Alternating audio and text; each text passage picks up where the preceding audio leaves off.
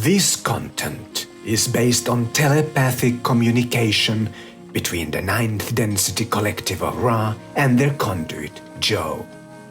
Welcome to the Book of Anu.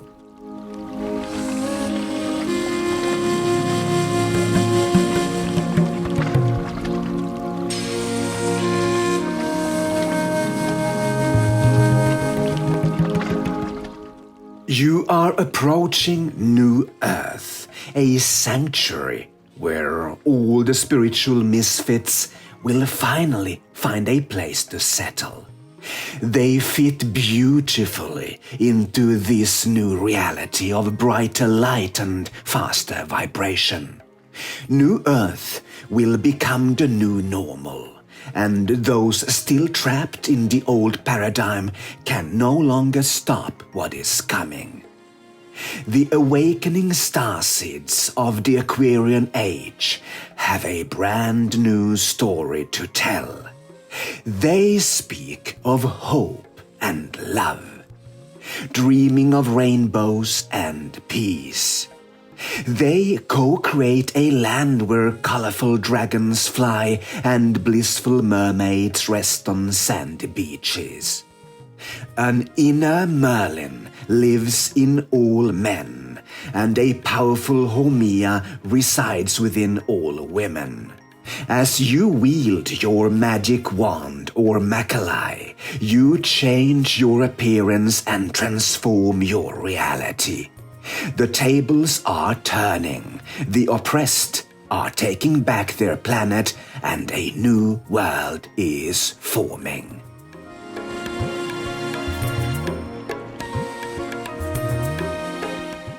Since humanity has lived for such a long time in a constant state of disempowerment, enclosed in a dark veil of victim consciousness, it might be difficult for some to understand that the future indeed rests in their own hands.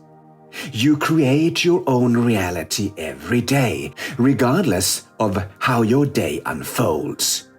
Humanity is divided in countless ways, and all these lines of division have supported the game of polarity you've been playing for so very long. Humanity has been divided by birth, class, and wealth. National borders, regions, towns, and villages have further segmented societies. Religious beliefs and ideologies have kept people apart, while political identities have added conflict. Gender, sexuality, color, race, culture, and language all contribute to intense contrast. As if all these markers of separation weren't enough, new ones are continuously invented to further strengthen polarity. However, the period of separation is coming to an end because higher consciousness leads to a unified humanity. Ultimately, this means that all the boxes in which you have categorized yourselves and others become irrelevant. For these divisions to dissolve, each individual must undergo profound inner healing. Generally, the smaller the minority, the stronger the bonds that unite its members. These bonds, seen as sacred and unbreakable, are often rooted in past suffering and pain.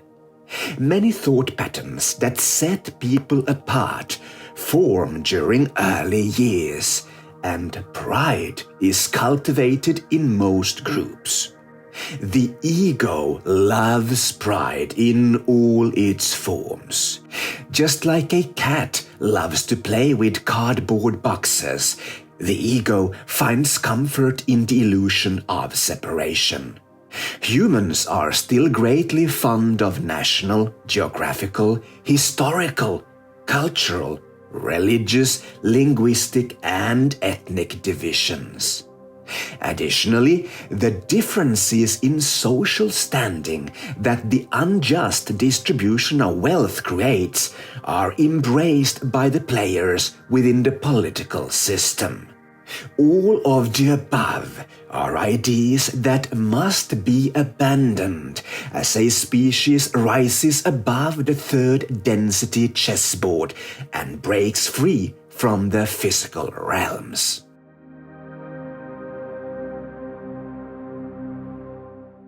What is the enlightened way to approach so-called historical facts? From our ninth density perspective, each human needs to ask themselves daily, is this information true or not? This simple question often reveals that most lack a definite way to know. How can any human know what took place if they weren't there? And even if you were there, it's not that difficult to fool an entire population. The majority of humanity grows up accustomed to trusting others.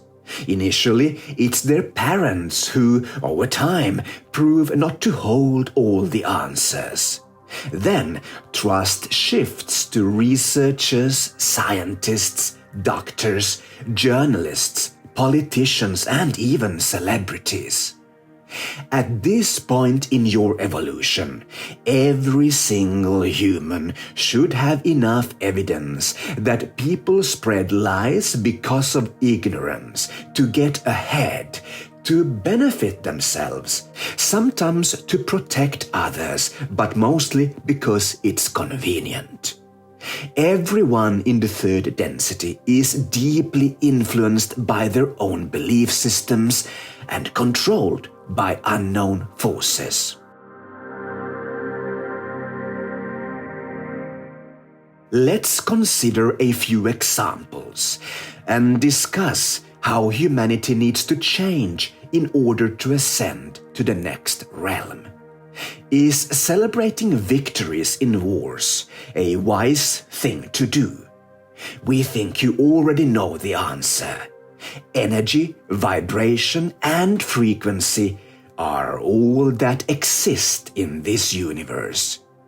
If you didn't experience an event, why infuse the mass consciousness with memories that might be false and aren't your own? And if you did experience a war, the question should be what you did to prevent it in the first place. The war itself was a failure, and from a fifth density standpoint, you never blame anyone. And you certainly don't keep the memory of failure and suffering alive generation after generation. Each being must take full responsibility for what is happening in their own universe. If the intention is to strengthen the sense of national identity among the populace, then know that pride and patriotism are things of the past. In the fifth density, there are no countries, flags, or national identities, only one humanity and one planet.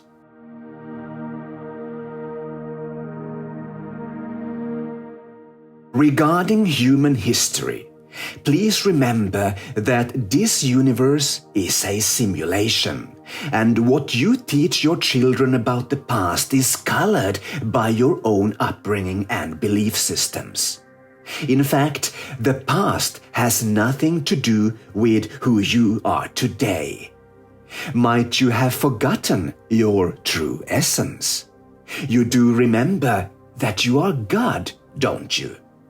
Say this aloud a few times. I am God. I am God. Yes, you are God. Simple as that. In a simulation, everything is possible and nothing is real. Additionally, history books are typically written by the victors, leaving little room for fact-checking.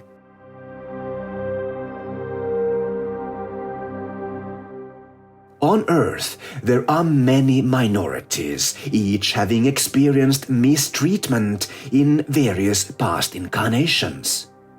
Every soul fragment has had diverse incarnations, experiencing most polar opposites you can imagine. Minorities often feel compelled to remind the majority of past suffering, going to lengths to keep old injustices alive for decades, centuries, and sometimes karma goes back several millennia. However, all humans are part of a minority from a cosmic perspective, as your species is a young civilization among millions of advanced ones. As a majority, one needs to allow all flowers to bloom and make space for unique expressions of source energy. As part of a minority, one needs to abandon victim consciousness rooted in a wounded collective ego. If you are part of a mistreated minority, consider how to transition to unity consciousness, where all of humanity becomes one. Forgive and let go as a cultural heritage or identity rooted in suffering is hardly worthy of preservation. As a reminder for members of any majority, oneness does not mean everybody being identical, clones of one another. It means that every being is unique, and all pieces are needed to complete the jigsaw puzzle.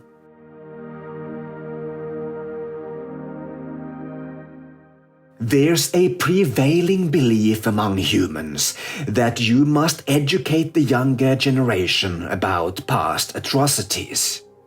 Some argue it prevents repeating old mistakes. Yet, this reflects third density thinking, anchoring humanity in the past. Humanity is intentionally keeping pain and suffering alive, and this needs to end, and it will. You are all powerful creators, shaping your reality each day through your vibrational frequency. Contrary to earlier generations and epochs, you are living in times when the third density game is nearing its end. Allow us to give you 3 words that describe the future of this game. It is over. The game is over. Our advice to you as 9th density architects is to release aspects of your history that keep you stuck in the past and separated from the planetary consciousness of Gaia. Take daily steps towards embracing ideas that foster unity consciousness.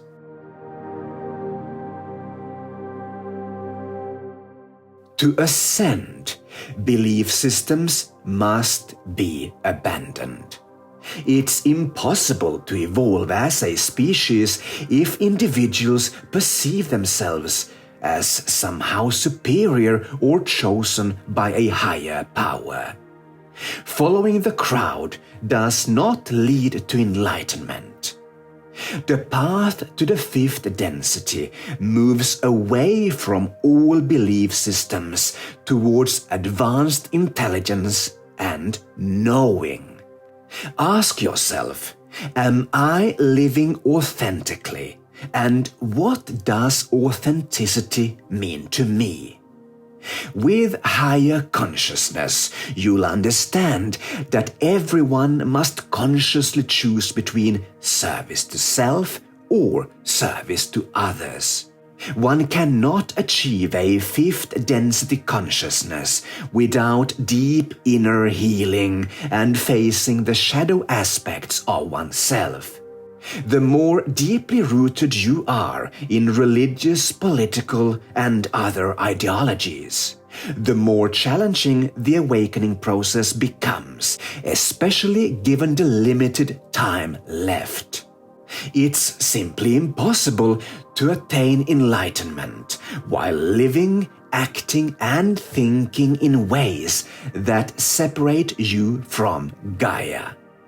Awakening doesn't mean joining a spiritual elite.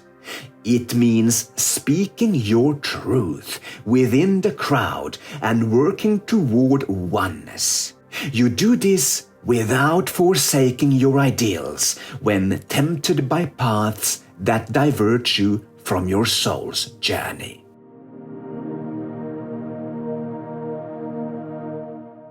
The death of the ego is part of the process for those following the positive path of service to others. Humans often say the ego is very important, but they say this because they are controlled by their egos.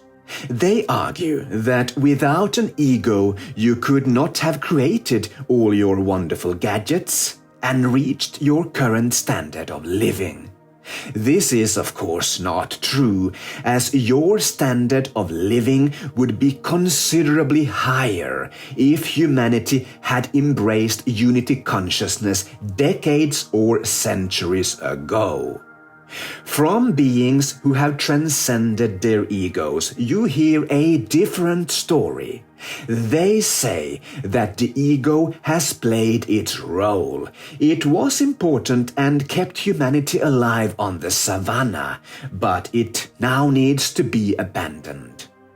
We, the ninth density collective of Ra, say that in the fifth density you never compete to get ahead. Leaders are chosen among beings living from unity consciousness and following their hearts. People follow their soul's path, not their ego.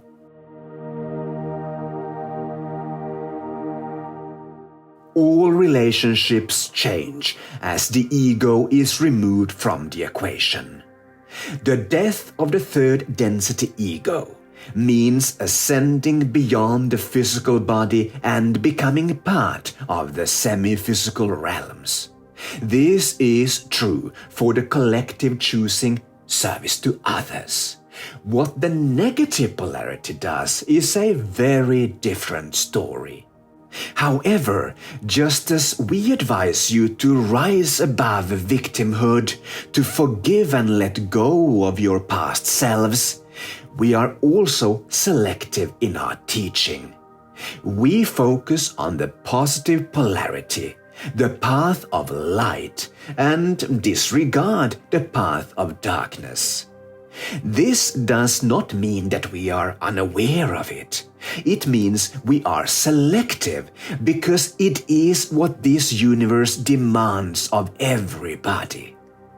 Being a powerful creator comes with great responsibility. Please remember that light is all there is and darkness is an illusion. This is why being selective is in line with who you are. You will not meet God in some distant heaven. You are that very entity, so start living as a fractal of source energy today.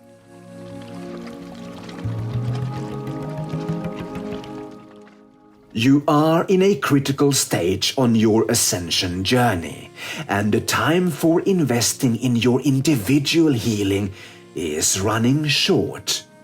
While you might believe time is abundant, the window for harvesting wisdom is narrow. This lifetime is pivotal for those ascending, and none of you can predict how long it will be. Thus, there's no realistic option to delay inner healing for those aspiring to become part of the fifth realm. You've had 26,000 years or more to experience the Earth School with all its drama. But now, only a few years remain, and it is time to finish the game. Take one step daily towards New Earth and do what you can to leave the polarity of the old behind. Whatever happens in the third density, the answer is, it doesn't matter. Let it be, let it go. Choose the middle road that leads to unity consciousness and ascension.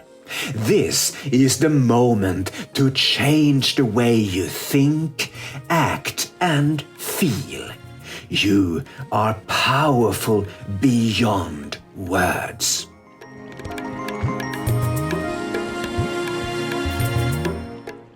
Until next video, please remember that New Earth is created by you, only you.